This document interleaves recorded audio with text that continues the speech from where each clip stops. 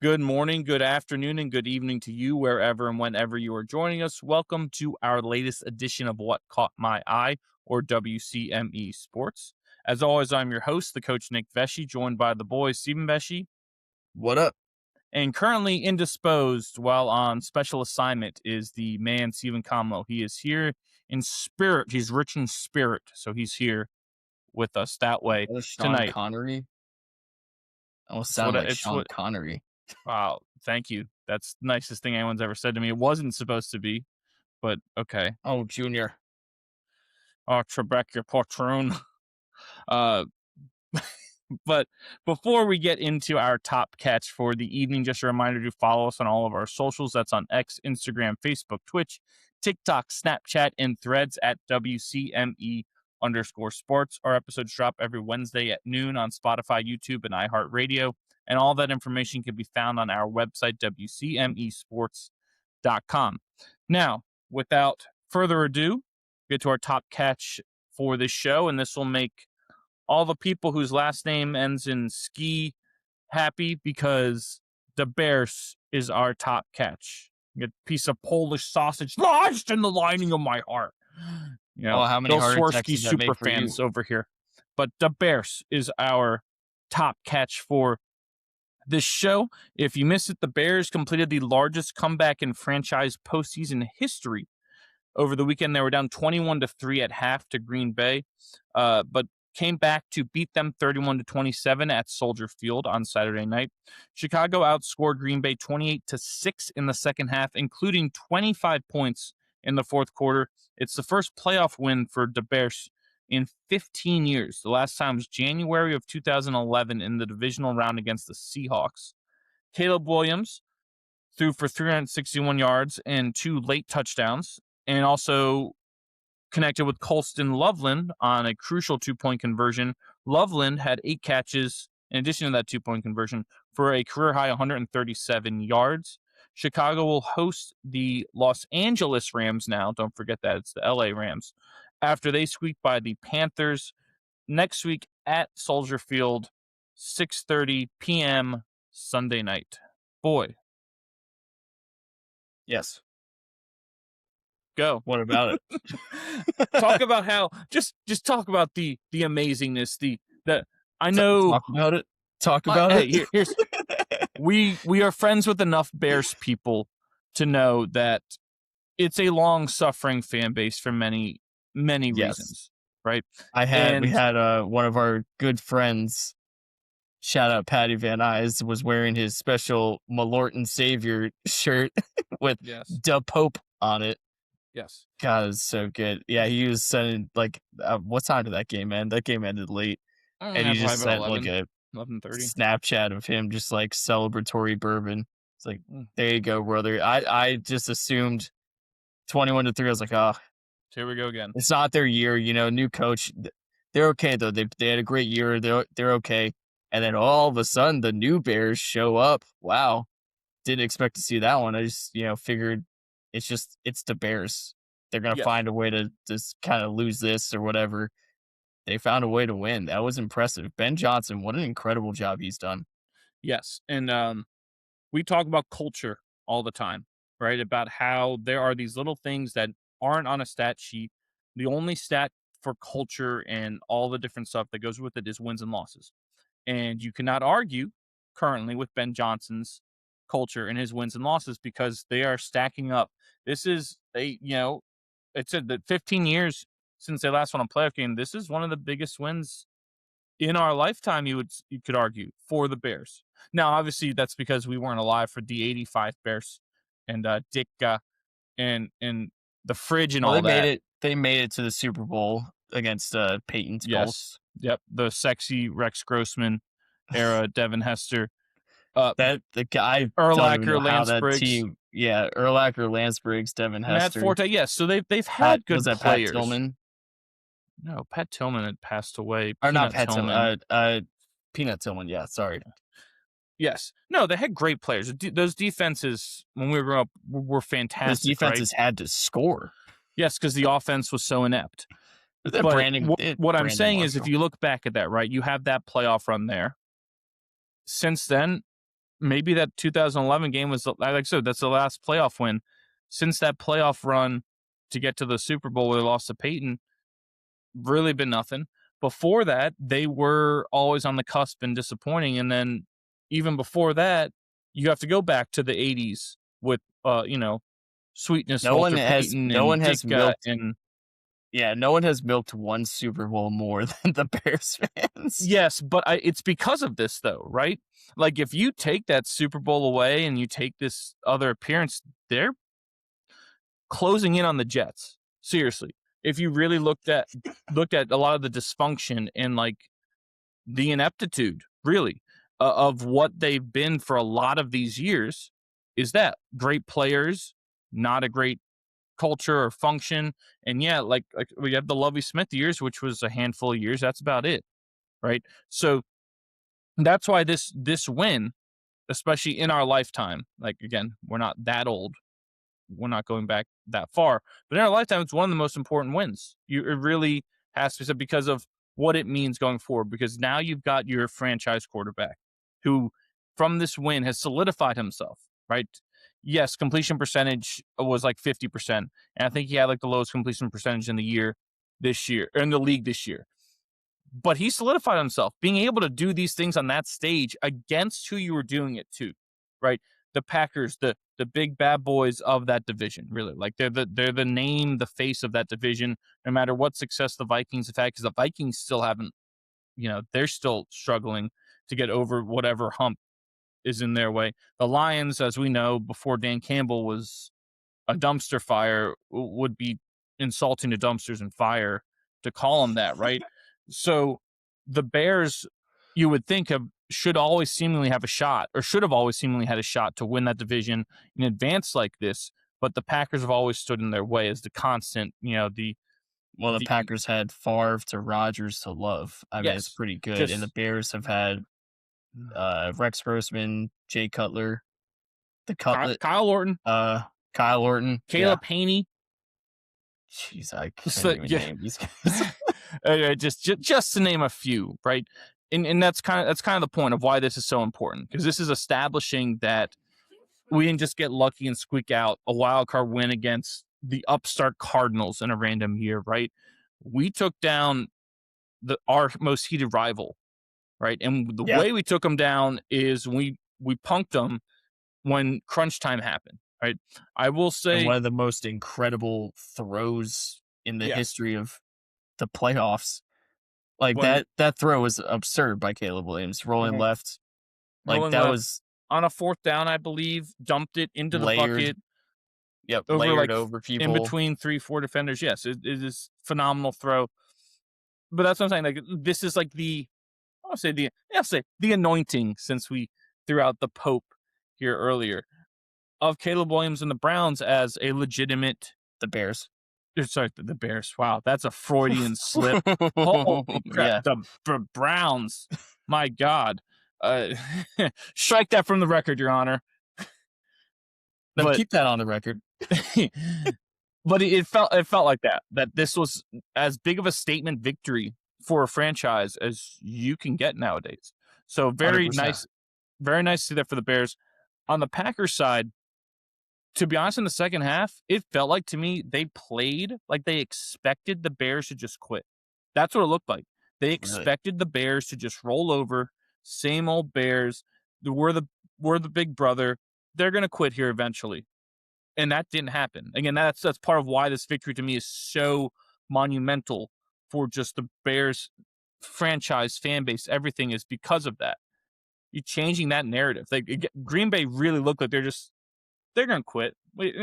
Whatever. Doesn't matter. Like the amount of times they threw the ball in the second half is asinine for the lead that they had and the running back that they have, who was ripping off 6 yards a clip, basically, Josh Jacobs.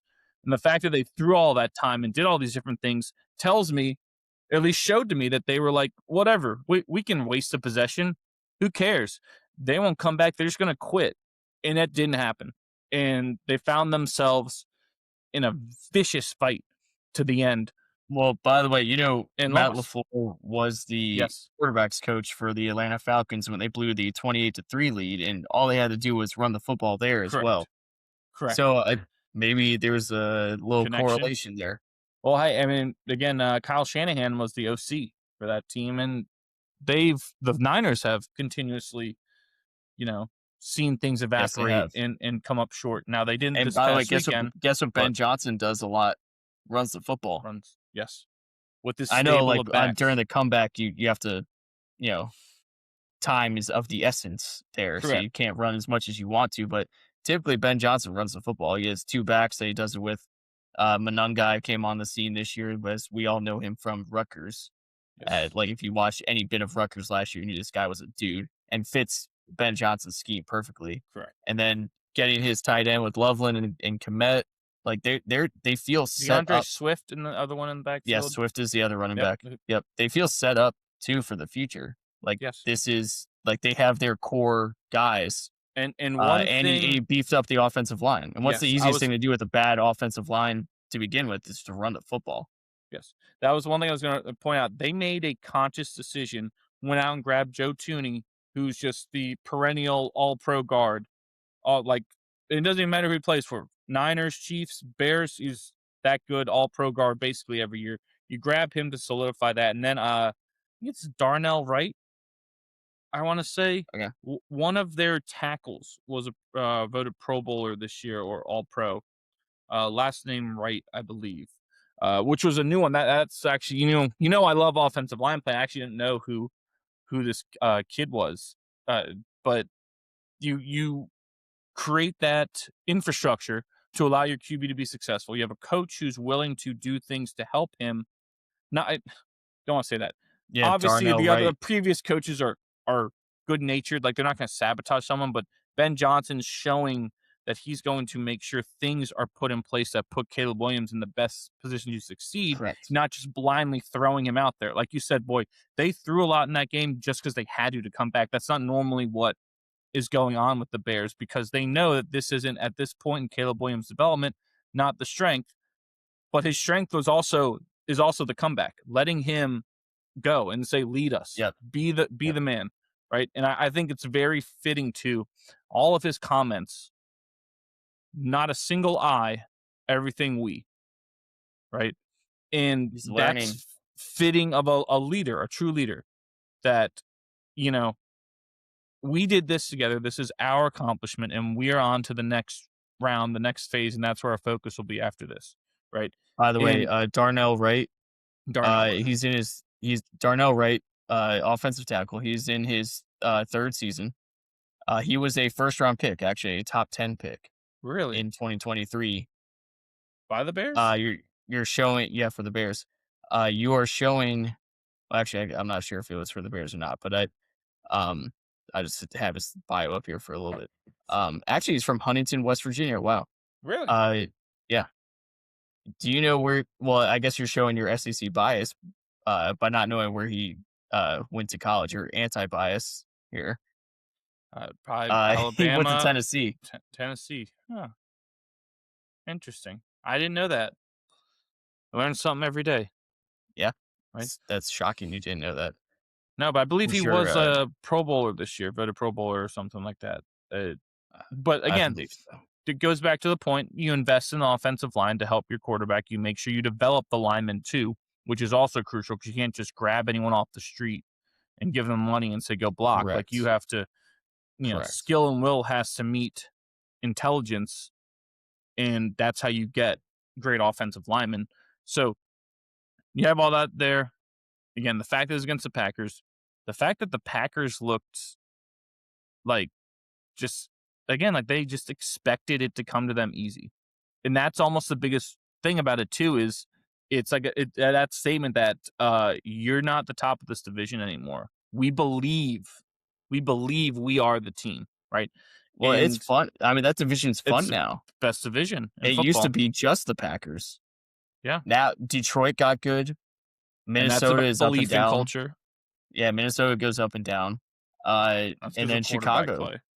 Yeah, true. But then Chicago coming in here. That's awesome. Every single team in that division is now like a fun watch, or at least a fun time to be a fan of. Yes. Like they're gonna sell out your every home game in each of those stadiums. That's pretty sweet. It is. That doesn't happen in any division. Well, and part of that too, the selling out in the fandom is because these are very old franchises with so much Yes. history of beating the hell out of each other for decades, right? There's These are just great deep-seated rivalries. animosity, and it's geographical as well, which I think makes a huge difference, right? Yeah. Them being in the Midwest, right? It's an identifier. Again, that we say culture on the team. That's part of your culture growing up. I'm growing up in Chicago or around there. I'm a Bears fan, but I know that right across the border up in Wisconsin, every single person there is a cheesehead, right? And a Packers fan. And they're, what, Chicago to Milwaukee is, 2 It's like hours? an hour and a Yeah. half, maybe. Yeah. I don't think it's that long.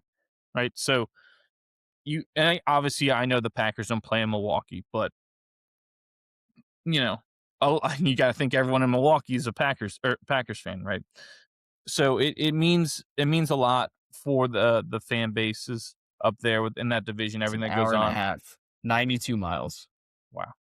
And this one definitely meant even more because of who it was against for the Bears. Yeah. You know what that win for Bears fans felt like? It felt like when the Knicks won a playoffs game, or was it a playoff series for the first time, and they like rioted in the streets. That's like what it felt like. There are videos of Bears fans just like celebrating, like they don't know how to do it. They forgot how to celebrate because it's been so long. Polish sausage and Malort for everyone. Oh yeah, some nice Malort.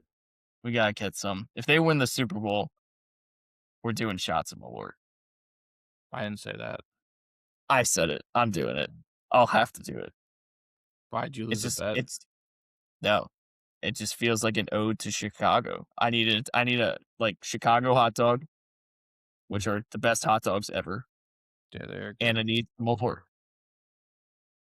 That's what I need. Maybe a Chicago beef sandwich are really good too. Oh yeah, But pit beef. yeah, I like No the deep the dish hot dog. pizza. I'm not.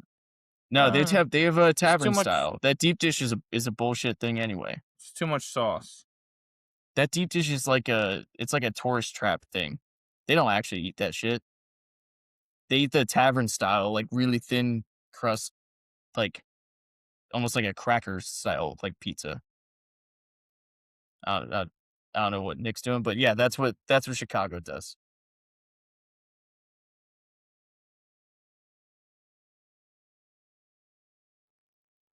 Call Charlie because there is a spider. Dead air. This spider deep in my soul. This thing was this big. Yeah, was it a wolf spider? I gotta kill it. Did you have to derail everything for Oh that? yes, I did.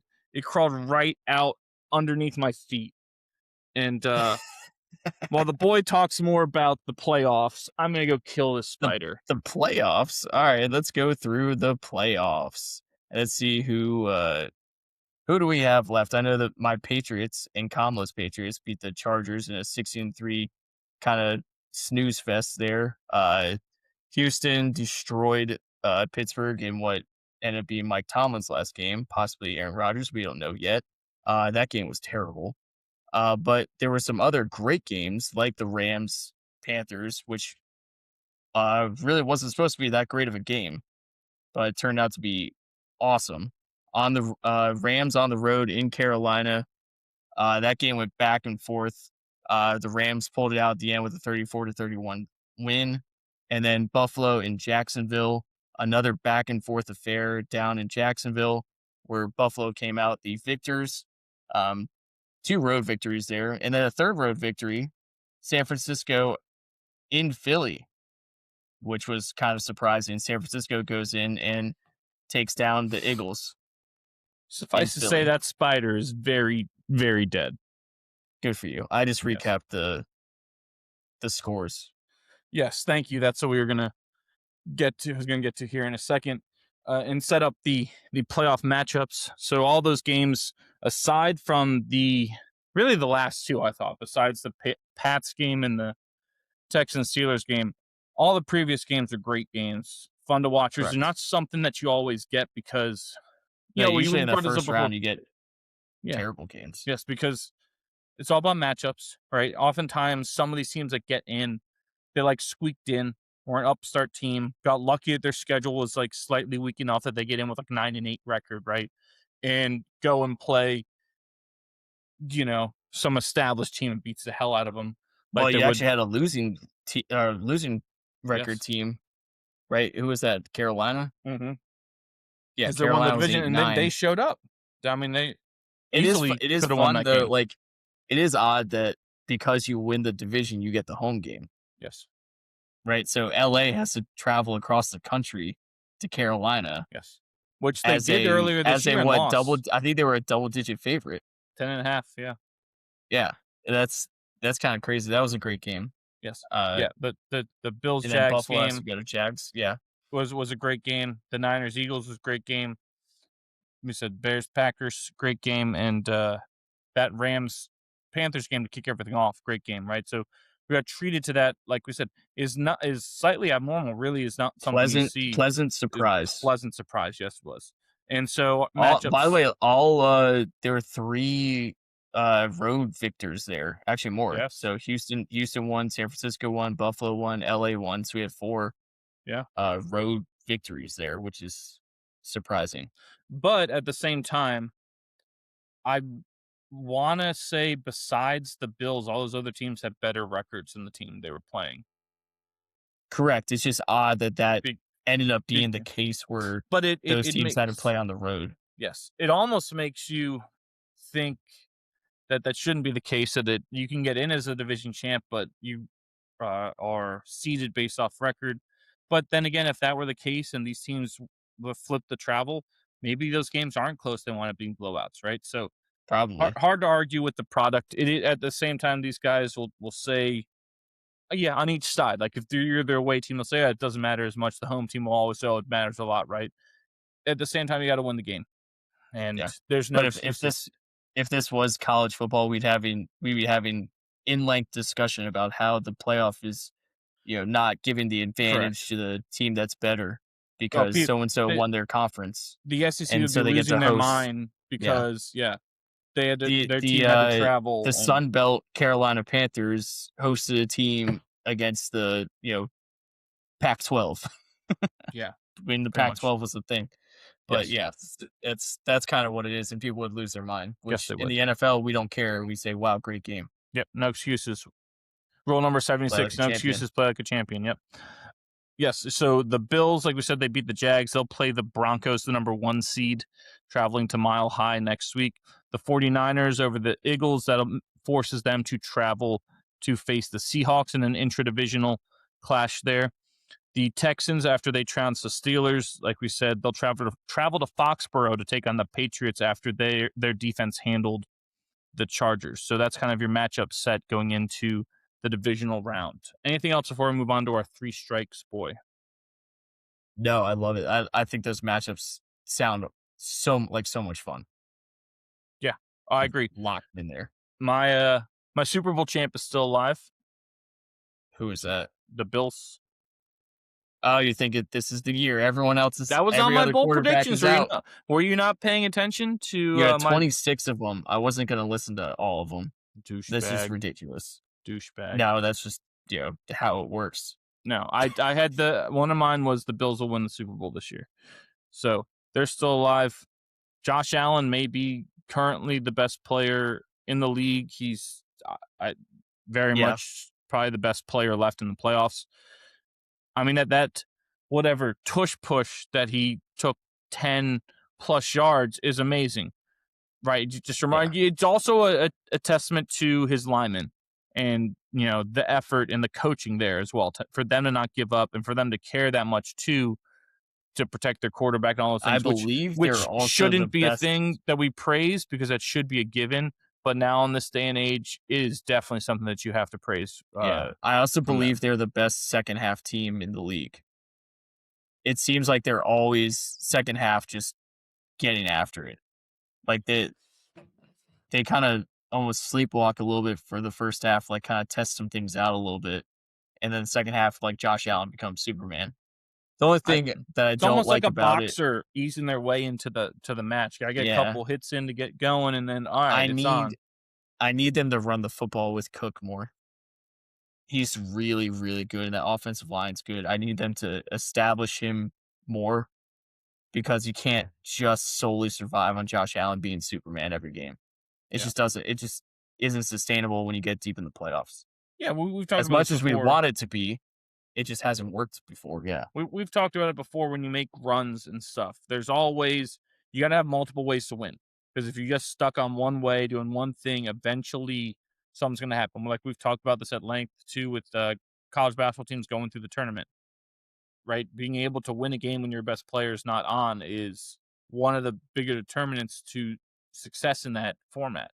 Kind of the same thing here. correct. Like it's a one and done format. You've got to be able to win if, he doesn't go 30 for 36 for 270 yards and rushes for And another runs for 64 and 3 yeah. touchdowns, right?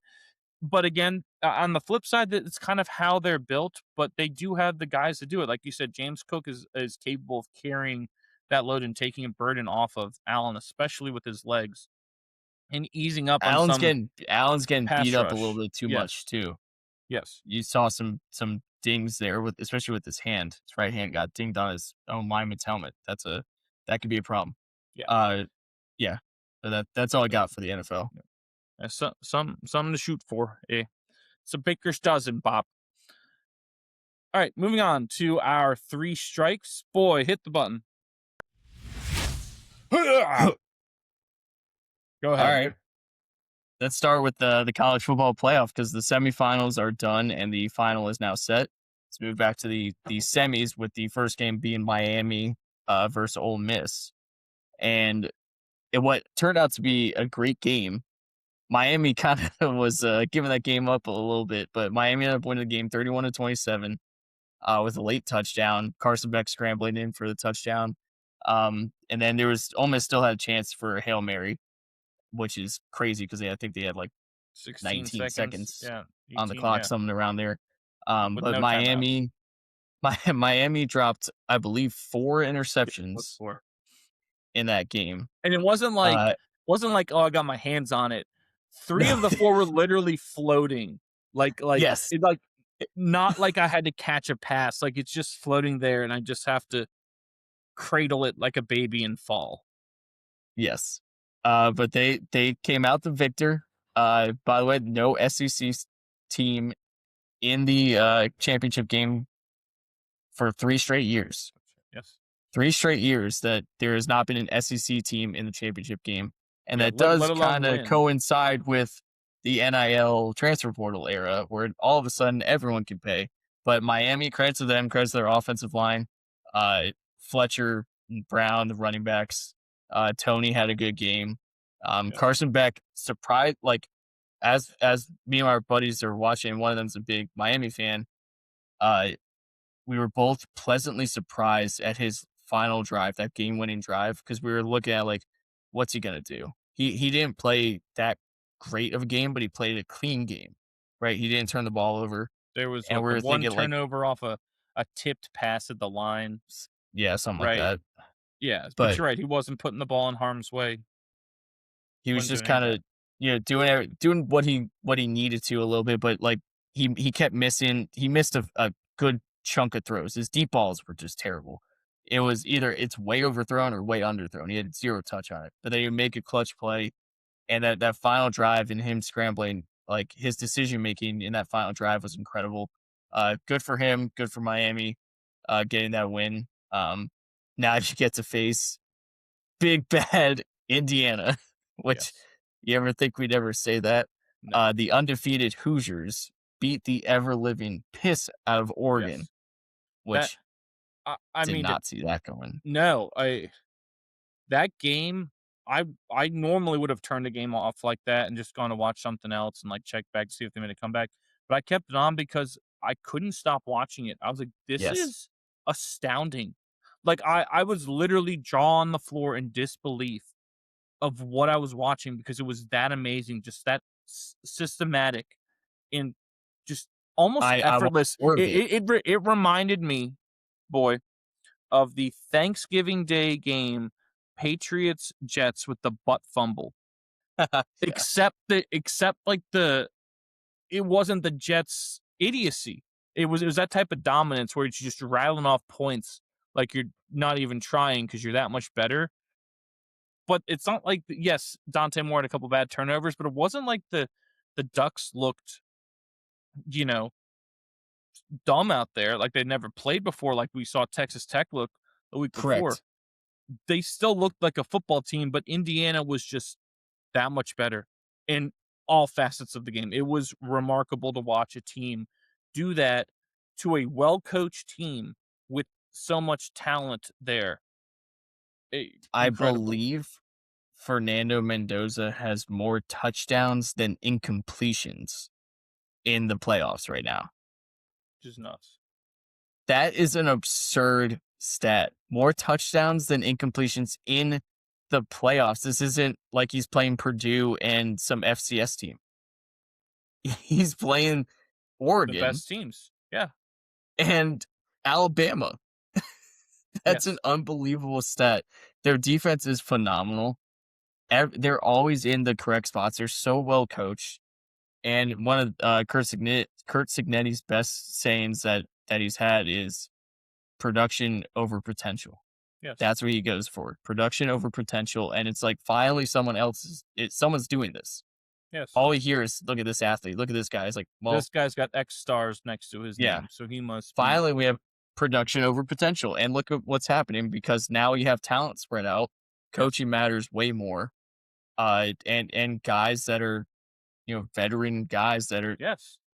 capable of being football players. They're just better football players. Yes. I I mean, know. your star wide receiver was, I believe, Division St. Francis. St. and Francis, I then think, is a went to garbage JMU. FCS. Yeah. St. Yeah. Francis of Pennsylvania. I want to say they're the Red Flash. Don't quote me on that, but I want to say that's what their name is. Absurd that you know that. He, no offers. He might have even been a walk-on there. And they're not even good on the FCS level. I believe they're terrible. And he was there. And Signetti found Elijah Surratt, right, is his name. Yes. Found him, brought him to JMU, produced there, and just carried him over to Indiana. And you're right, like you bring up the veteran part, right? And that's one thing. You're like, well, there's grown men out there playing against these boys. I don't give a rat's ass. If that's going to be your complaint, then let's go back to what it was 60, 70 years ago, where freshmen or first years were not allowed to play on the varsity team. And there was a freshman team at all of these schools that all these kids were on because we were like, oh, they're not developed enough to play this man's game. And that legitimately was what it was in all the sports, pretty much. Basketball had the same thing. Remember Jim Valvano's famous speech, the Rutgers basketball? He was coaching the freshman team at Rutgers, right? Yep. So if that's going to be what you're going to say, you're just doing everything you can to not appreciate what you're witnessing. Because because the other thing too is, well, they just bought all these players. I've heard multiple people say that. You realize, boy, their ranking last year after the transfer portal closed, right? So the transfer rankings for the guys that they brought in, I believe they were 23rd, one spot behind Ohio State, one spot ahead of UVA. That's where Indiana was. And yes, both those teams, right, had great years combined to win like 22 games or whatever it is, right? But at the same time, it was 23, 24, 25, or 24, 25, 26, something like that, right? Their transfer, it was 25. Their transfer ranking was 25. They have 23 commits between Ohio State and UVA. Yes. And you know who's number one? Number one was LSU. A team that fired their coach and they were terrible. But Texas Tech panned out, right? Texas Tech, Miami, Ole Miss, Oregon are your next guys. Yes. But that's the point of people are bringing out the hate on that basically. And it's like, but they beat all the people in front of them. And even the top team was complete garbage. So it's not, don't give me this about like, oh, you bought people, right? Yes, having the ability to spend the money is allowing you to essentially negotiate and bring in contracts. But it's created that pro model where teams that spend the money the correct way and bring in the correct players win. It's the correct Belichick players, and it's beat everyone because he did that. But so-and-so team would sit there and overspend on some player whose potential didn't match what they spent, waste too much money in their salary cap, hamstring their other positions, and then they would lose. But they'd sell a shit ton of jerseys, and Belichick said, I don't give a shit about that. I want to win, right? So that's what you're seeing from Cignetti, that same, I don't care who the guy is, right, or what stars were next to his name, or what, key to what city he's been given his whole life.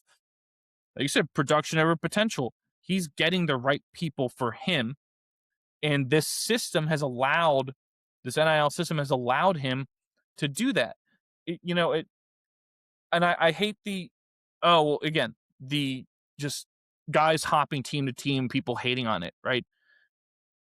To me, that's ridiculous. If you look at many of these guys, right, they're at these smaller random schools because they were overlooked coming out of high school because they weren't from the right town or played on the right high school team or knew the they right weren't people, just weren't developed enough as a high school athlete. Maybe they It- just weren't, super big, super fast, super strong as a high school athlete. Yes. That does, guys That do get more athletic. Like they Yes. can develop when you get into a college weight room.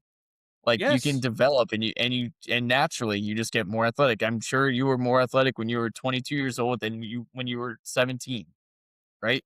Like that tends to happen. Well, not for me after my after my surgeries, but yeah. yes, for a lot of people that is the case, right? That's why I think they say like the athlete prime is like 26 or something like that. Was your Yes. like your prime age. And what I'm saying here is that we look at the teams, like we look at the negative examples, like in LSU, and we say this whole system is garbage, where all their transfers are coming from, they just paid to get some guy from Georgia, some guy from Florida, some 5-star from USC, some 5-star from, like, the whole saga with them trying to get the Washington quarterback, that whole ridiculous thing, right? Yep. So we look at that and say this system's evil. But at the same time, we miss the UVAs and the Indianas of the world, who many of these guys that they have, right? Yes, there's a couple guys that are coming from like bigger programs, right?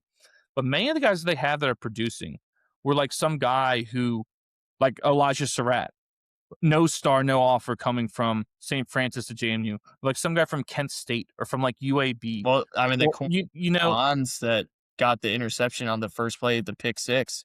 I believe like there was something that came out like why he no one wanted him because he was 5'9". yes, like the things like that, right? And so the portal is allowing players like this to get their opportunity, because what normally would have happened is these bigger schools pay everyone under the table. They hoard all the best talent, right? So their third, fourth, fifth stringers who would start for many other schools, well, they got them. They can't leave, right? They've locked them in. They paying them under the table to stay there, basically. You've got guys who are overlooked, who are at these little schools, who don't have spots to come to these bigger schools and who aren't given the opportunity because we've already got all this talent. And so what you've seen is that third, fourth, fifth string guy is going to another school, whether it is a lower school or a middling school, like going from an Ohio State to a UVA, right? Or going from USC to Northwestern. Something like that. They're going to these schools that you didn't normally have the talent to keep up with an Ohio State or an Alabama. And yes, maybe that guy's not as good as what that Ohio State player has, but it's closer. And it gives the guy, like you said, time to develop as well. But it also gives that opportunity for this guy to move up, because now there's roster spots opening at these other schools where there weren't before. And it's essentially created almost like a pure free market capitalism system where the production is being rewarded more than it ever has been, whether it is Cignetti or other teams, right? Because now doesn't matter as much what your stars were coming out of high school, because you could be that 5-star guy and not produce, and we know that you're a fraud now because you were just a great athlete, but you're not good at football. Right, and good I've said it football before, players but are getting that opportunity to show how good they are. They're producing, and now they're getting rewarded for it, which is something that we didn't always see, and it's making people mad because for whatever reason, like you've said before, college football is uber elitist and yes, can't stand parity or I I don't get it. It's like the rich frat that does a shit ton of cocaine. Like that's what college football is for whatever reason. Gorillas. Yes. Yeah, but I've said it before about the stars. Like the star system, a lot of it is based on, are you ready to play at the Division 1 level? Are you physically ready to play as a freshman at the Division 1 level? So, do you have the size, the speed, the strength to play at the Division 1 level with basically a summer of weightlifting? That's what, like, a 5-star is. You're most likely a starter as a freshman. A 4-star is you can play with these guys. You can see the field as a freshman. Typically, a 3-star is sometimes these guys will start, sometimes they'll get in the weight room, they'll develop depending on the depth chart of the rosters or whatever. A lot of times they're a project, and then you work your way down, and these guys have to develop more. And guess who's been handed everything? Who hasn't had to work for it? Because they've Five just been the star. bigger, the faster, the stronger, the guy their entire life, and they don't know what it's like to get pushed around at all. It's a We've also 5-star been told recruit. that their shit don't stink for Correct. their whole life. But guess who? But guess who needs to be who's coachable, and guess who works harder? The Elijah Surratts of the world, and that's what you're seeing with Indiana. So also Indiana, like I just said, they're not handpicking. Like it's not like the guys coming from the portal are like the highest rated guys, right? They want the production guys, but there's a ton of guys that were awarded all conference at these smaller schools, whatever, but they get who they believe is their correct guys, and then they develop them for that Yes. year. They have them, they develop them. Like think about their quarterbacks with Rourke and Mendoza the last 2 years. Their production levels went through the roof. Yeah. Like Mendoza was a solid quarterback at Cal, but did He anyone wasn't think like, this. oh, this guy's gonna win the Heisman Trophy? Yeah, he won the And, freaking Heisman Trophy. Yes, like I like agree. I mean, and again, and some people would say, well, what about they're getting Brendan Sorsby coming in, right? But to your point, boy, if they weren't Hoover. No, hundred they percent, get Josh Hoover. Josh oh Hoover. Hoover, yes, Sorsby's going Sorsby to went to Texas Texas Tech. Tech. Sorry, right? So you get Hoover, right? That means to me, off that track record, I know it's only 2 years, but they meticulously went through and said, this is the guy that fits us best, both Correct. physical skill wise and mentally and character wise is who fits us best, right? And that is again something that's overlooked, but it goes back to skill and leadership at the top, right? Anyone could have come to Josh Hoover and said, we're going to give you this, this, or this, the same way that Indiana could have went to pick the top 5 guys and done it, right? But the teams that win consistently, whether at the NFL level, because it's kind of what we're at that model now, right, are the teams that draft well by getting the guys that fit them. They fit their clubhouse, they fit their culture, they fit their scheme, they fit all those things, right? Those are the teams that win, and the teams that lose are the teams who are just picking someone based off of physical traits and saying, well, Correct. this guy's the best player available because he's the guy we want because he can jump this high and run this fast. But It's funny they because don't look into the character stuff. They don't look yeah, into all the other things, but they just look at that.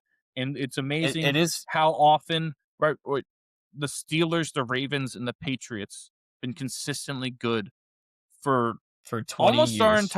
almost our 20, 25 years It because of literally, that. like, I mean, you had, and this is what bothers me about, like, how we had 20 years of Belichick doing this, and we still, like, And for no whatever one reason, like, don't believe it. Every scout that comes in goes, look at this guy, first round grade. Look at this guy. Like, who's gonna, like, who, the Patriots didn't care about first rounders. They literally traded back to just load up on third rounders. That's yeah, literally what Indiana's doing. They don't care about, like, your 5-star recruit. They care about the 2 or 3-star that was overlooked and actually produces and plays football. Like, yes. that's what they care about. You're right. It's So amazing why, because and now, like, Indiana is so dominant and so good and is one game away from a national championship, yes. and the Patriots won 6 Super Bowls in Yes. 20 No, years. That's you're right. unbelievable. And all people want to do is hate on the Patriots, right? And it's amazing how, like you said, and I had said this before 2 years and years ago. Why is no one copying this? They're the most successful, but no one wants to do with it because it's almost like arrogance. It's like Yes. the idea Hubris that or whatever. because it's not you, it has to be wrong. And I don't like them because they win, so I won't do the things that they do. And then you're sitting Correct. on your couch or you're playing golf when in the Bahamas when they're winning Super Bowls. It it feels very, very similar to that watching Signetti and his teams play because, right? I mean, think about the Deion Branch winning a Super Bowl MVP.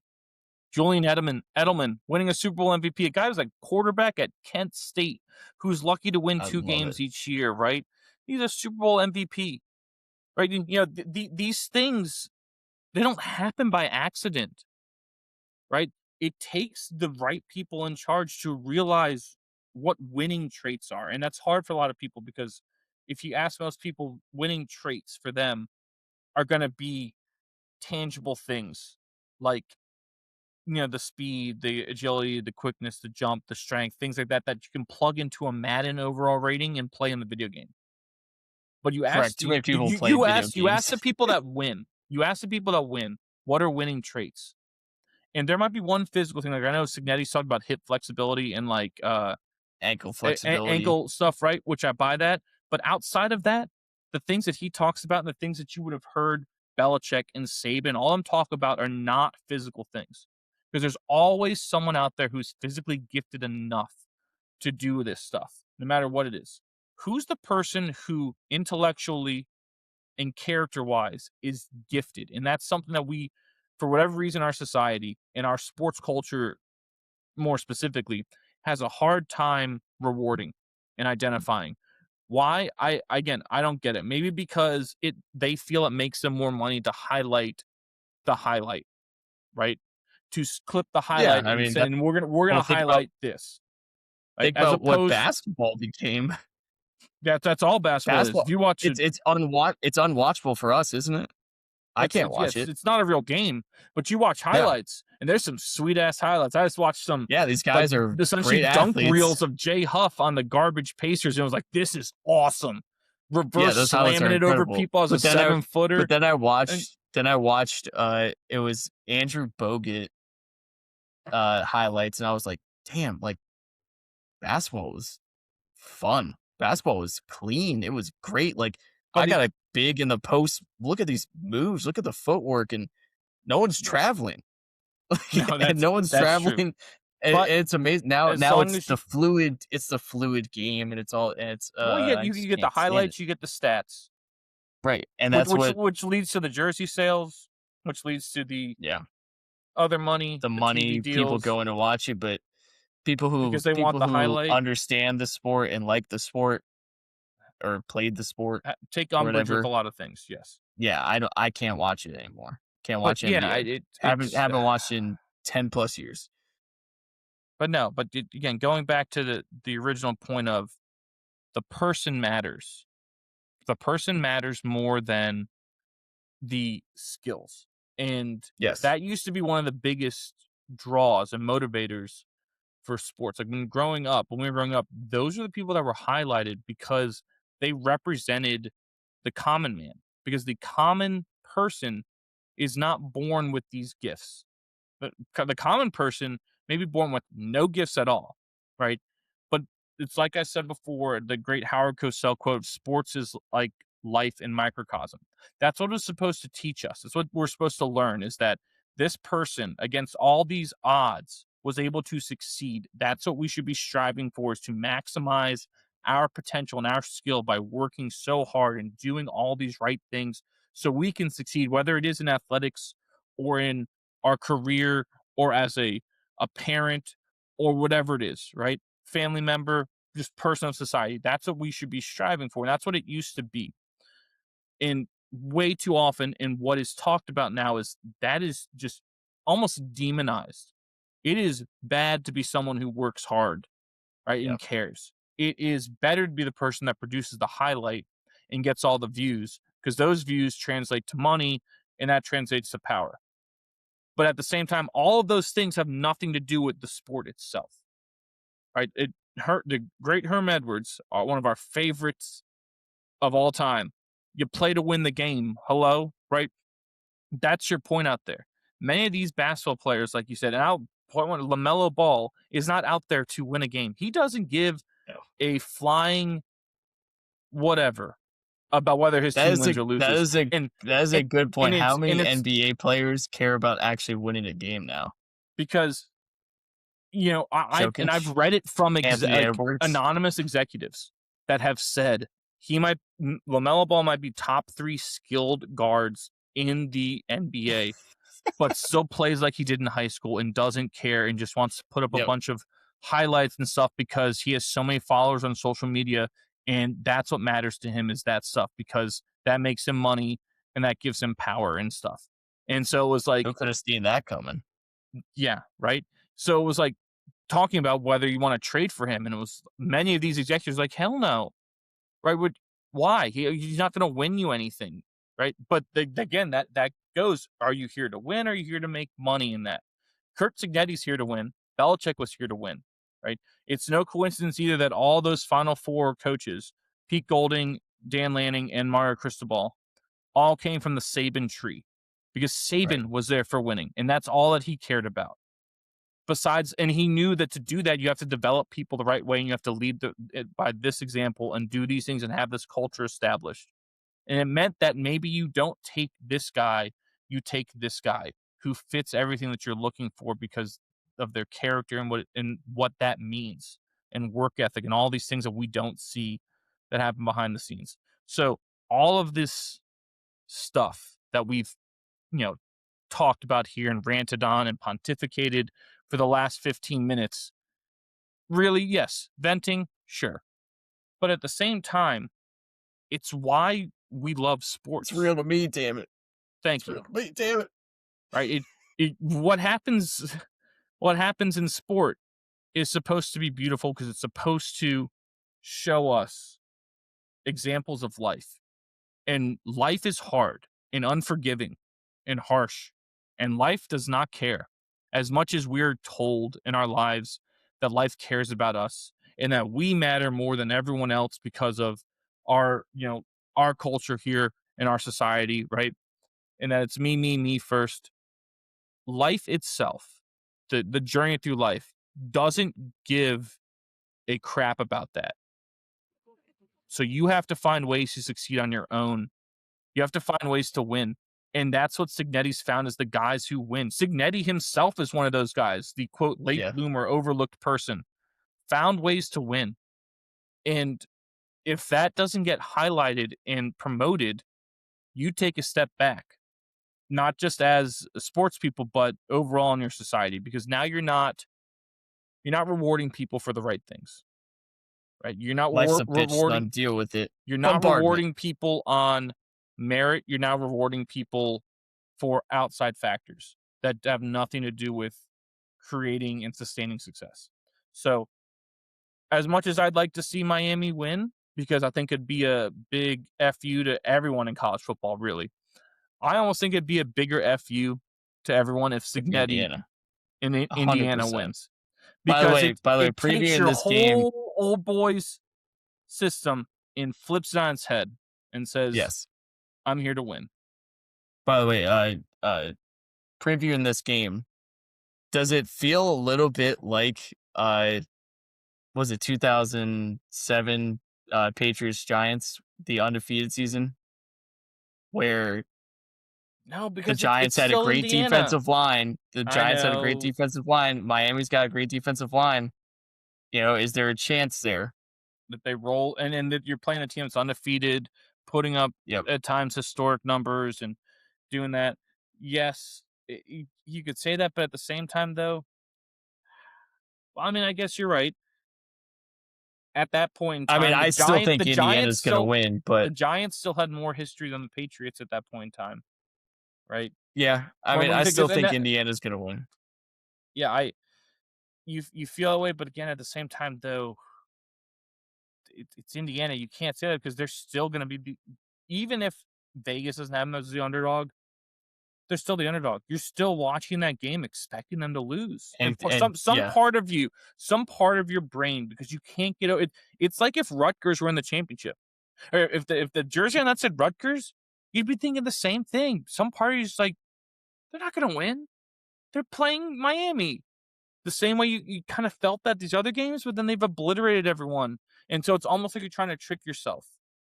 right? That I have to focus on something else because, gosh, it's hard. I know. I think we talked about it before. Dan Patrick brought it up of like growing up in the Midwest or just growing up anywhere really. Indiana was the team that we got to play them, right? Yep. And while that shouldn't matter, and it doesn't matter when you're on the field, psychologically, while you're watching it, it matters. Like, and that's part of what made it so amazing for them to obliterate Oregon was I'm watching Indiana Yeah. obliterate Oregon This after I is watched them literally obliterate a video. Bama. It feels like a video game for Signetti because this is what we would do in the video games. And what Yes. we do now, what I do now in the video games. I mean, I took JMU to the national title. That's what I do. But like Signetti taking Indiana, going their first year, going 11-2 and making the college football playoff, and then the second year is undefeated in the national championship. That's literally a video game. No one does this ever. No.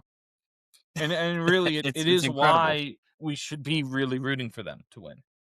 I am. I also think it's a pleasant team to watch. Like it's Oh yes, it's a fun pleasing. team to watch. It is aesthetically pleasing watching a well coached team that doesn't beat themselves and puts themselves in positions to win and does little things and is efficient. That to me is beautiful. Yeah. Okay. Anyway, Anything else before we move on to the next strike? no. After 30 minutes of yelling, yelling at the clouds. You won't take me, old man yelling at the sky. Go hit the button. People who talk louder want to make them seem correct. Yes, that's how it works. Hit the button. Strike 2. I'm going over the pond. And no, not into my neighbor's backyard across the property over here. I'm going over the pond over the Atlantic Ocean to England. Across the pond. Yes. For the FA Cup. The FA Cup is essentially a knockout type tournament between all of the clubs in English football, all divisions, all the way down, right? And you and it's a lot. It's like hundreds of teams, and you whittle it down one by one until you get to your champions, right? And we saw something truly historic and amazing from Macclesfield, the Silkmen.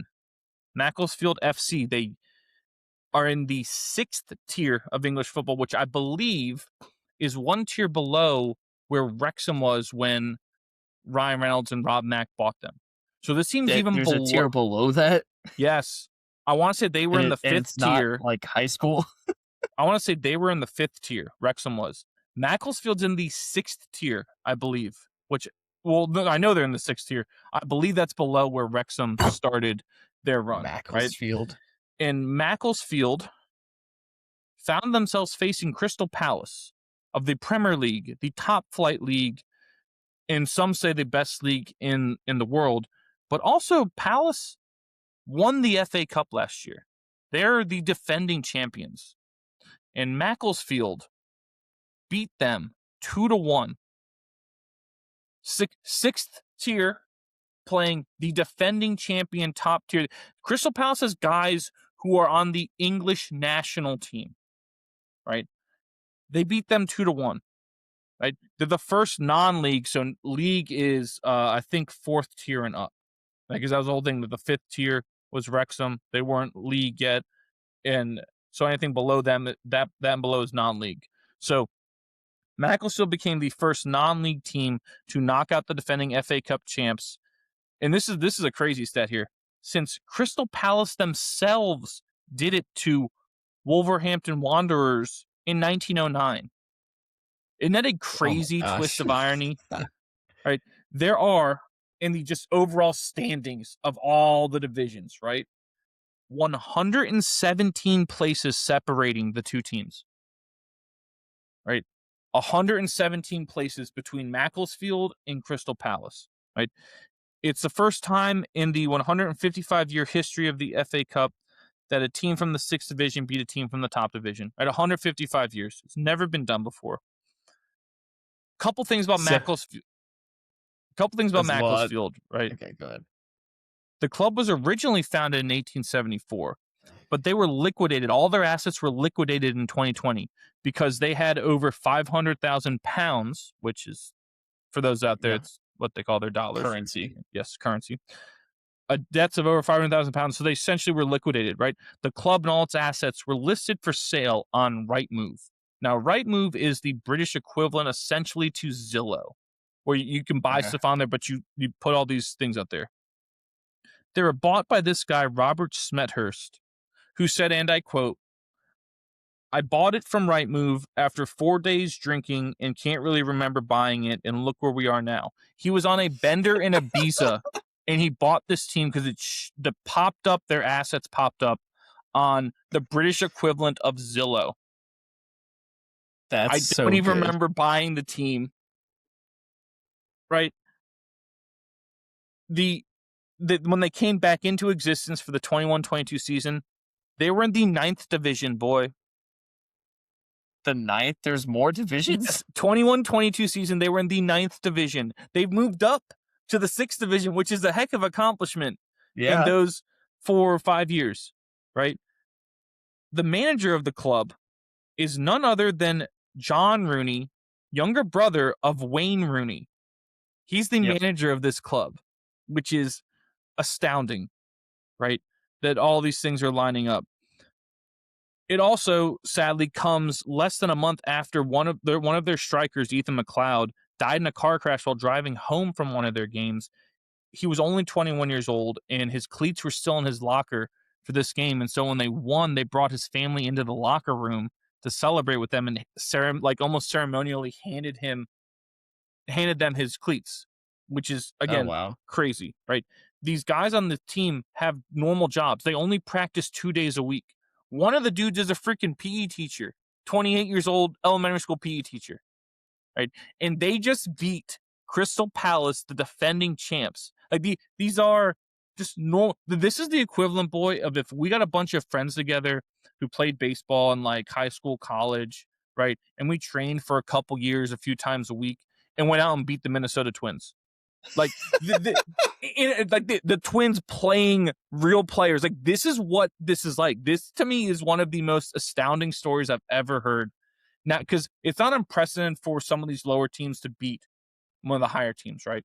But the fact that it's never been done at this low of a team, beat this high of a team. And the fact that defending champs makes it even crazier. And then when you look at this, the fact that, some of these guys all have other jobs. Like, the captain works at some small business where he helps package stuff. Like, that's his job for the small local business. Like, he helps package like candles and crap. He's their captain. He scored on a header after he was bloodied and has a bandage on his head against, again, the defending champions of the Premier League. Well, I'm also of the FA Cup in the Premier League. I'm also looking at the captain in a picture from BBC Sport, still wearing his kit, as they call it, his jersey, behind the bar, pouring drinks. Yes. I mean, it's the greatest thing that's going to happen. That may happen to these guys. It is 100%. The quote is, "When I was in the bar, you should have seen it. It was nuts in there. None of them had showered. They were in their kits behind the bar, pouring their own pints."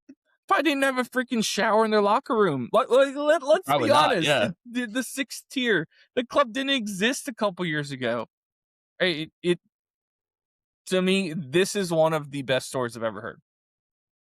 Because it literally is like if we went out there and beat the Mariners in a baseball game. That's stupid to even consider that, even make jokes about it. But these guys did it. They did it in real life. It happened. It's unbelievable. Yeah, you can't. Hollywood would throw that script out. Yes, this is stupid. Like, no one would ever believe this. So I took Apple TV to make Ted Lasso. This is Ted Lasso stuff. It really is.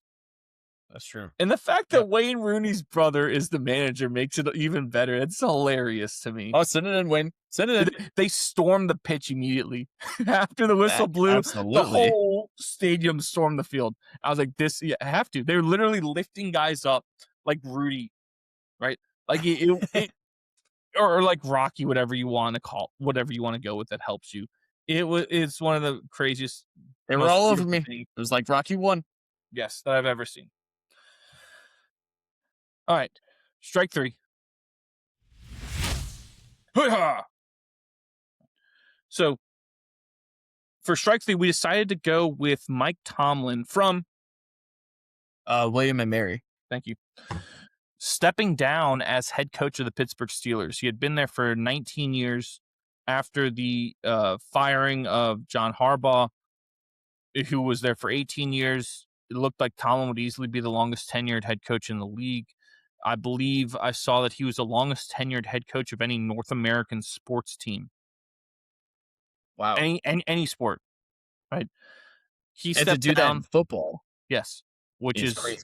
as ruthless as it comes, right? So he stepped down with 2 years left in his contract. The Steelers still own the coaching rights to him. So even if he wanted to coach next year, he couldn't just go coach for like the Falcons. The Steelers, like, as like almost like a player with their contract, he would have to get like traded to the Falcons. They could negotiate compensation basically. Interesting. Right. Okay. So, which is why it's reported that there is no desire or any like plans for him to coach next year or even after that. So it's kind of amazing, right? The Steelers, I think, since the 60s have had 3 coaches: Chuck Noll, Bill Cowher, and Mike Tomlin, which is, again, a testament to their organization, which we have praised so often, but a testament to the skill of the people that they have.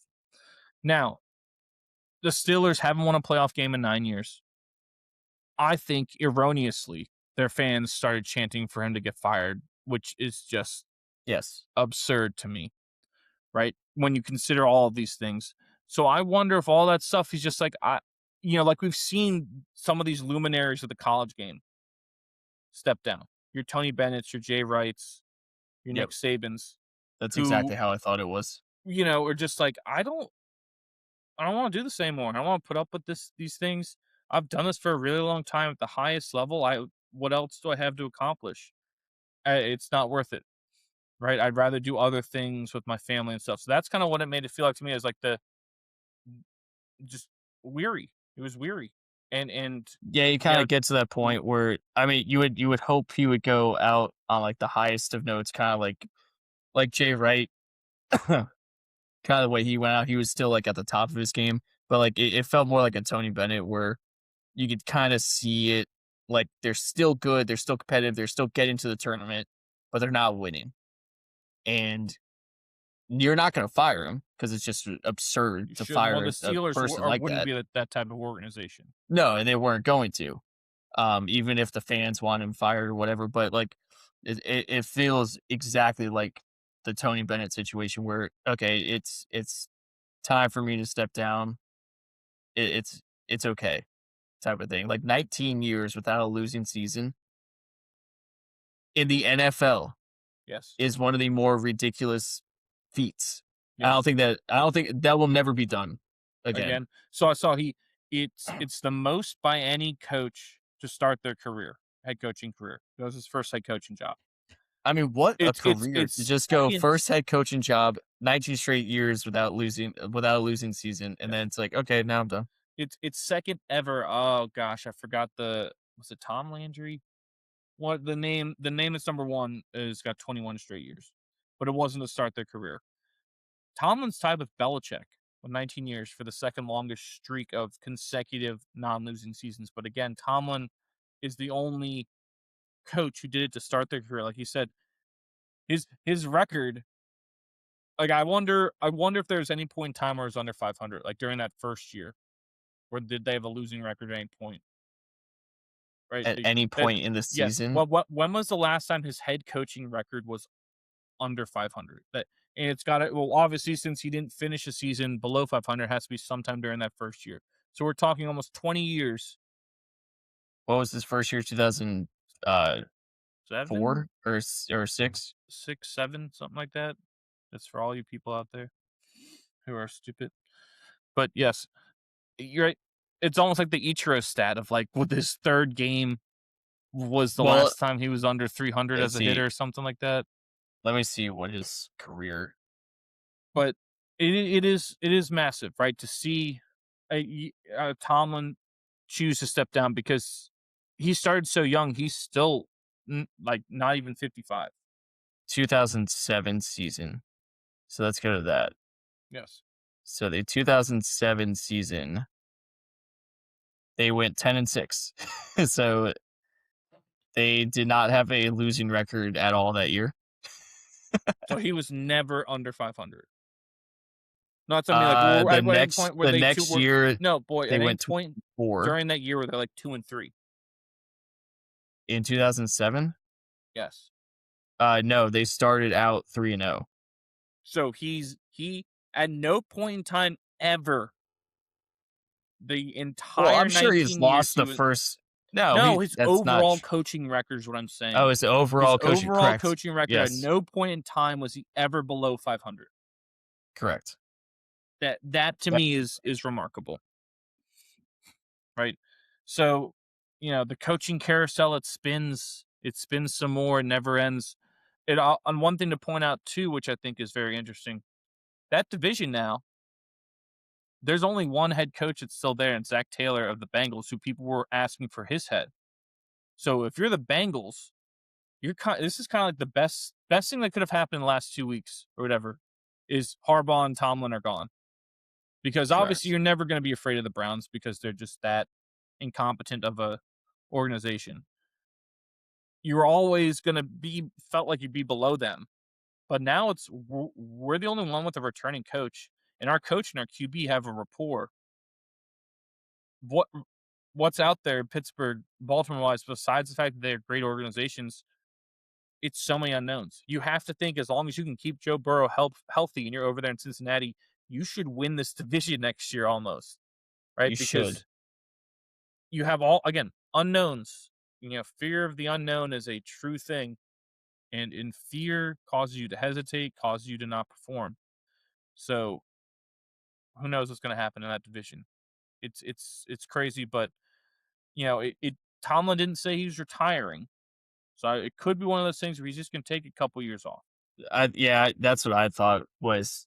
I think he does TV for a year and then sees where everything is, like coming back, and maybe he decides, you know what, I'm done. But it could be one of those. Like I said, Maybe he goes back to William and Mary. Why? Why would you do that? Mike London's having so much success there. Why would he want to, take that away?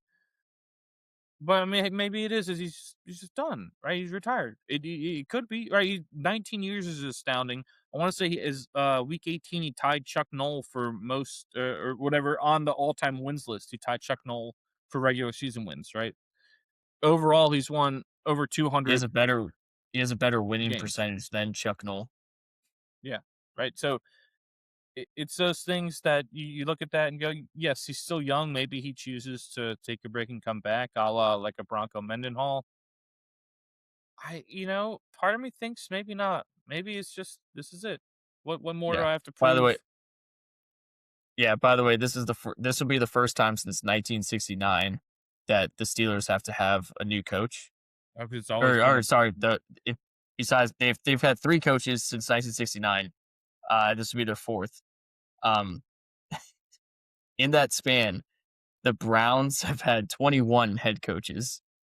There have been 10 U.S. presidents, 6 popes, and 3 Steelers coaches. And it's amazing.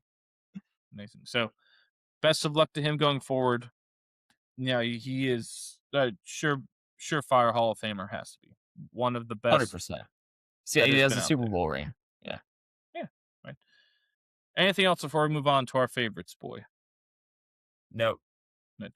So that's going to take us to our favorite segment, brought to you as always by One Legacy Title and Escrow in Jacksonville, Florida. Follow them on Instagram at One Legacy Florida and visit them at onelegacyflorida.com to see how they can help you with your next house closing. One Legacy Title and Escrow, because your legacy matters. This week we went with our favorite wide receivers of all time. Favorite wide receivers of all time. Boy. Yeah, I'm ready. Go ahead. I have 2 honorable mentions. Terrell Owens and Chad Johnson / Chad Ochocinco. Very good. Mostly because they're absolutely hilarious. Mm-hmm. Some of the stuff like T.O. doing sit-ups in his driveway, ripping out just hammer curls with these 50. massive dumbbells, And then answering Ocho questions. Cinco, Chad Ocho. I mean, first of all, changing his name to Ocho Cinco is absolutely hilarious. And then, just like his mic'd ups were so good, but beyond that, they were, two of the best wide receivers ever. And it was just always fun watching them play. And Did you hear T.O. the playing on a broken leg against the yes. Patriots in the Super Bowl, Chad Johnson, all the stuff he was doing, like just incredible players. Did you hear the Ocho Cinco story of how he got that? No. So obviously it was while he was on the Bengals, Carson Palmer was the quarterback, and it was like Hispanic Heritage Month in September. So Carson Palmer made some joke about uh, him putting the number, like writing out his number on the back or something like that, and writing Ocho Cinco, and he was like, "Oh, I'll do that." And so during warm-ups, he put like a piece of tape over the thing that said like Ocho Cinco, and then right before the game just ripped it off. And the NFL came out and fined him like $100,000 for like altering the jersey or something. And That's as a fuck ridiculous. you to the NFL, right after the season, he He changed changes his name to Ocho Cinco, so that would always be on the jersey. Oh my god, that's Like, so good. you're gonna That's find me so all this. Fuck I did you. not realize that. That is amazing. Yes. God, I love Makes it that. better. Chad Johnson / Ocho Cinco, you dog. Uh, my number 5 on this list, Jordy Nelson. Yes. That was one of those guys where always open, always it just felt like he was always a deep ball. The rapport he had with Aaron Rodgers of just like anytime Rodgers would scramble, Jordy Nelson was there finding the open spot. Just incredible. Jordy Nelson, I felt like almost like an overlooked wide receiver, but put up some absurd numbers. So I've got him in the 5 spot. Number 4, I have Hines Ward. I have to put him on this list. Just one of the toughest, nastiest players at the position. No one wanted to block like Hines Ward wanted to block. That was like a Steeler through and through. Like if you looked up like the definition of a Steeler, like Hines Ward is on there. Like just an absolute menace. Also has a great kick return in The Dark Knight Rises.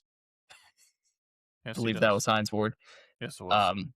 Yeah, but Hines Ward, he's up there. One of the I felt like when I watched him, I didn't appreciate him enough. And now when you look back on his stuff and his highlights, the dude was an animal. Number 3, guy from West Virginia, Randy Moss, played at Marshall, but he's Randy. from West Virginia. Yes, he is.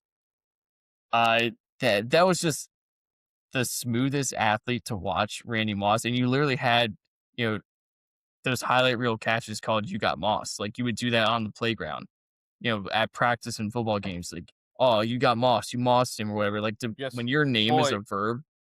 do you remember when we played 500, right? You would call out the thing, you throw the ball, and everyone catch it. Yeah. The kids call it playing moss now? Do they really? Yes. They were playing it It's today, incredible. and they were playing moss or mossed. Yeah, when And your and name you can gotta do think that, none of these kids know who Randy Moss is, I bet. But probably not. No, it's no longer 500. You're playing moss. that's sweet. I love that. Yes. And also, tremendous athlete in other sports. He was a great basketball player and also a great baseball player. If you did not know, Randy Moss, tremendous baseball player. Number 2, Julian Edelman. Always open. Julian Edelman in the biggest moments. Tom Brady's favorite receiver in the biggest moments in the Super Bowl was Julian Edelman. No one could cover him in the slot. Like just absolutely unbelievable. The guy that was a quarterback at Kent State becomes a Super Bowl champion and becomes, the greatest quarterbacks of all time, his favorite target in Super Bowls. Like the catch he made in with the comeback against Atlanta was, I know that's up there with one of the best catches in Super Bowl history with Tyree and Santonio Holmes. Yes. Like that catch was unbelievable. And Lynn Swan. Julian Edelman. That one. Huh? I believe that was Lynn Swan's a Super Bowl? Maybe it wasn't. I'm not sure. Yes, it was. I thought it was against the Cowboys. The falling down Lynn Swan catch. Okay. Put that one up there too. But Julian Edelman, just one of my favorite receivers ever to watch. And then number 1, Steve Smith, Carolina Oh, Panthers. I felt like pound for pound was just the toughest dude on the field. He was always it seemed like he was never hurt, never injured. Just so tough out there. Just the speed he played with, the quickness he played with, the attitude he played with, his strong hands. And I think he was like 5'9", 5'10", something around there. He was not big at if that. all. But man, he played big. I loved Steve Smith. And like listening to him talk and stuff, like he got after with some people. Like Steve Smith was my favorite receiver to watch. I love that guy. I mean, part goes back to the chip on your shoulder. He came from Correct. played at Utah when Utah wasn't what they Yeah, are he's now. always They were nothing. Mountain West, if that. It might have even been Mountain West, right? Came from there, and was able to succeed. And you have to have that chip because odds are there's a bunch of people in that organization who were like, we don't need this guy, I don't want him. So you got to make yourself stand out and prove it. So I like that. I have 2 honorable mentions. One is the aforementioned Terrell Owens. For all the reasons you said. You just have to put him on there. Right? He's also, what, like 3rd or 4th all-time in receiving yards, something like that? So it's He's one of the all best receivers ever. all of the stuff, all of it, everything, all at once. Love T.O. My other honorable mention is Adam Thielen. More than a Thielen. And, I love the story and stuff, right, behind everyone. He played at Minnesota State. Minnesota State, not Minnesota, Minnesota State, right? Yes. They're known for having a halfway decent hockey team, wherever they're true D2, like not FCS D2, right? He only got on the Vikings because the Vikings were holding some like regional tryout thing. And because he was local, just happened to be there and lit everyone up. Like he didn't even produce that much at college, right? For whatever reason, lit everyone up. And they were like, who's this dude? Invited him to some OTA or camp or whatever, lit it up again to the point where like they couldn't keep him off the team. And he had like some of the best hands ever. Never dropped anything Yes. until he got old. But Adam Thielen, the whole backstory is just remarkable to me. It's almost like on the Joe Horn level. I believe, is it Joe Horn? Okay. Joe Horn didn't play in college. Do you I really? believe it's Joe Horn. Joe Horn got to where he is because he sent like workout videos to like an arena football team, and the team was like, sure, F it, whatever.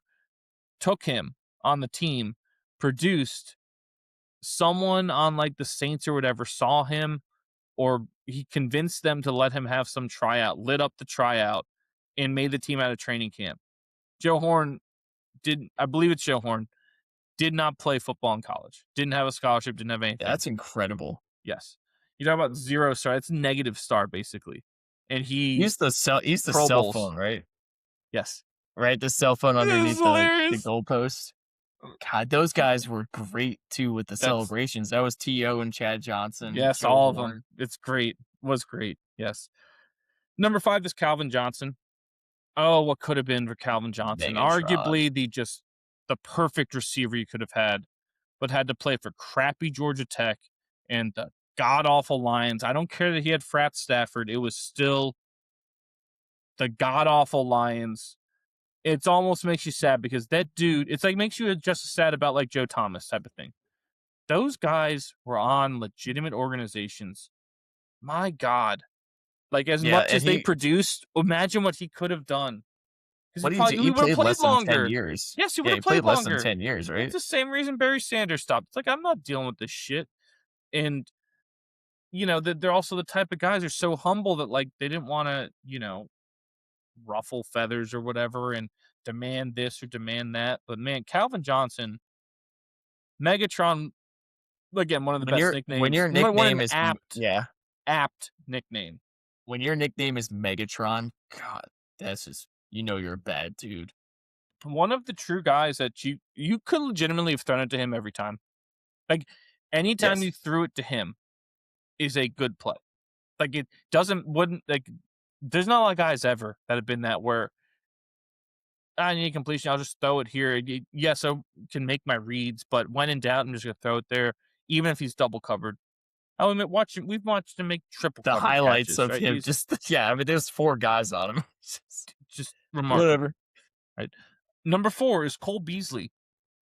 Had to get a I cowboy almost in put there. him yeah, Cole I almost put him Beasley, on there. another guy, a nothing, right? Was at SMU when SMU was winning 1-2 games a year. I doubt he was drafted. I'm pretty sure he's undrafted. But to have the career he had, where he almost played a decade too, I'm sure, and produced so well, so hard to cover, and so critical to many of those offenses.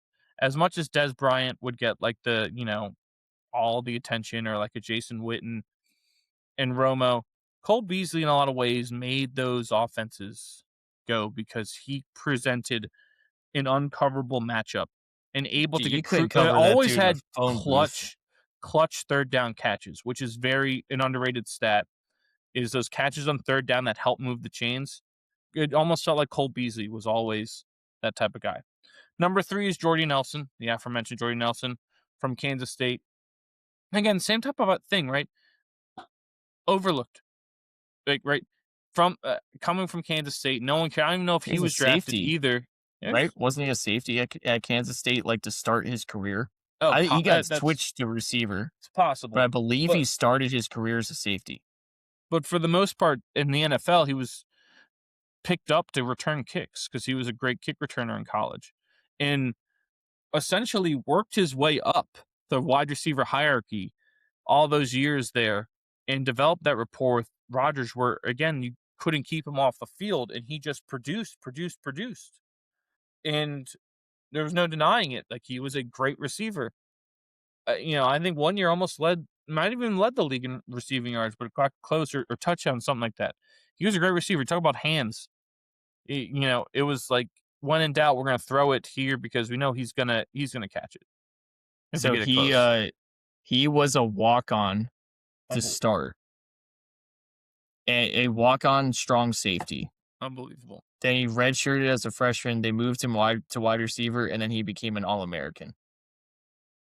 But was he All American kick returner or receiver?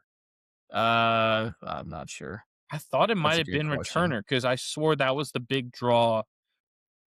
Was like K-State Athletics Hall of Fame. why he made the team essentially was for returning kicks and stuff. Uh, he was one of the 3 finalists for the Bolitnikoff.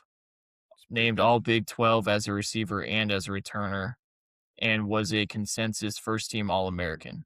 That's all it says. Celsius. Yeah, I love the story. Walk on, a walk on. It's fantastic, and he's a Super Bowl champ, right? He was there when they won that Super Bowl? I think, I believe so. right? But yeah, just love it. Number 2 is Jerry Rice. In my opinion, the greatest football player of all time. Here's a Jerry Rice stat for you. If you take total yards, actually, just hold on. I'll give you 2 stats. The first one, the list for leading receivers after the age of 40. I think Okay? I saw this. I believe it is Brett Favre at like -4 yards because he threw a Yep. pass himself. A whole bunch of guys at 0. You have Mercedes Lewis is at like 2 yards, Tom Brady at 6, and then Jerry Rice at like, It's like 2000 or something. yeah, like 2,000 yards, or like is something absurd. Like thousands of yards was Jerry Rice after the age of 40. Right? That's stat 1. Stat 2. If you look at the list for most all-purpose yards, so all-purpose yards is kick returns, punt returns, receiving yards, rushing yards. Returns, receiving, and rushing. If you look at the lead for all-purpose yards, Jerry Rice is number 1. No one even sniffs him. No one's even close. I want to say Eric Metcalf might be number 2, somewhere on there. No one sniffs Jerry Rice. All the other guys on the list below him have combinations of like all these return yards. Like Darren Sproles, I think, is somewhere up there. Return yards, receiving, rushing, all this stuff. Jerry Rice's is like 99% receiving yards. And Oh, again, you know who number 2 is? is it not Eric Metcalf? No, it's Brian Mitchell. Brian Mitchell. I That's don't it. know. I don't see Metcalf. Metcalf is at 18. 18, Where really? were you And I must have got getting your him and Mitchell confused. Brian Mitchell. Walter Payton is number 3, Emmett 4, and Frank Gore at number 5. Darren Sproles at 6, which is crazy. Do you see the disparity, though, in the number of yards? It's 2,200 yard difference. Yes. Think about that. That is that's multiple years rushing for many guys. That's multiple years more. And it's all receiving yards for Jerry Rice. All of those other guys on that list have all different things in different categories.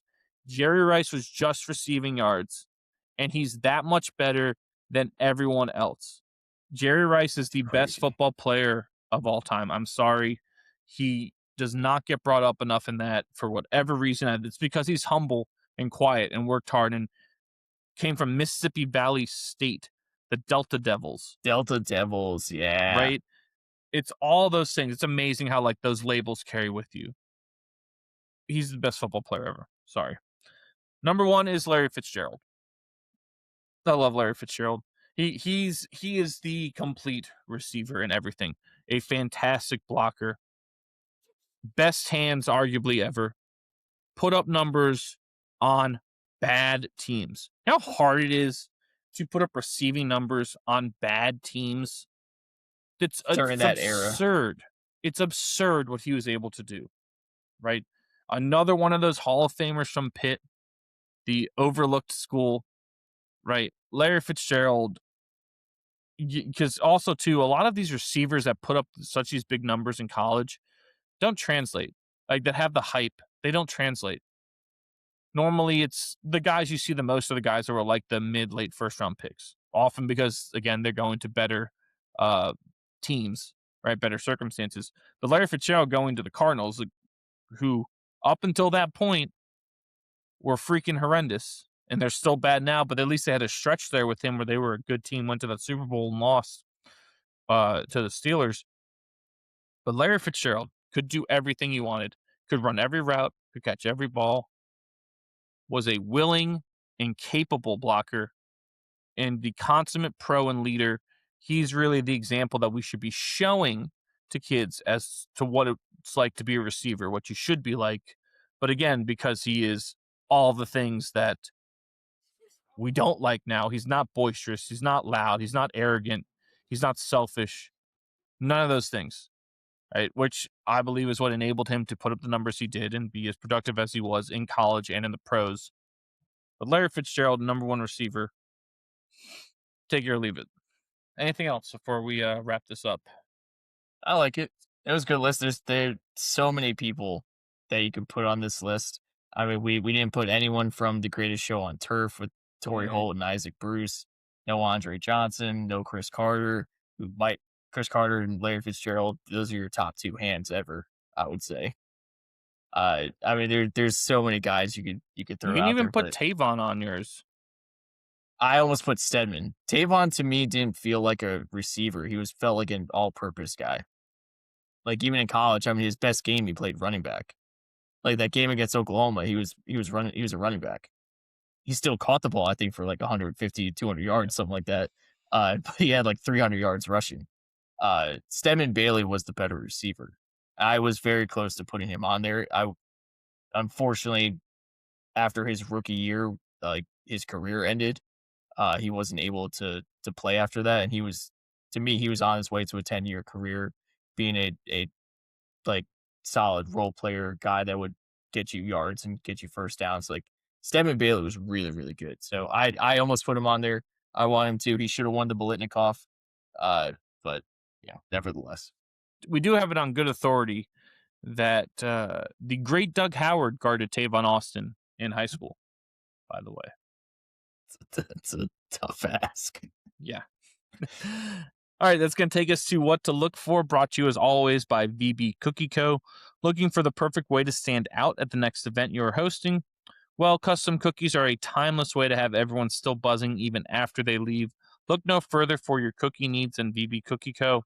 Follow them on Instagram at VB Cookie Co. and message them to order yours today.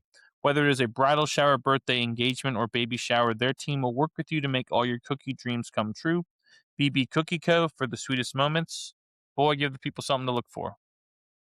So midweek basketball, Wednesday. So Wednesday night when this comes out, Iowa, Purdue. Wednesday night. Usually you don't get a good midweek basketball game. You get the Monday, Tuesday, and then you get a break, and then you get Saturday is usually your big basketball game. Now that college football is wrapping up, but midweek basketball, Iowa, Purdue. I predicted Iowa to be a Final Four team. They just lost to Illinois. Yeah, you predicted them, and they promptly lost. So yes, that was not a good. I watched that game, and that was not a good loss for them. They looked terrible in the first half. So, Iowa, this is a big opportunity here. If you lose this one, my Final Four prediction might go into the crapper.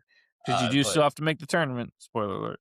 Yes, they do. They were ranked 19th or I think 19th before that loss. So they're still up there. Yeah, allegedly.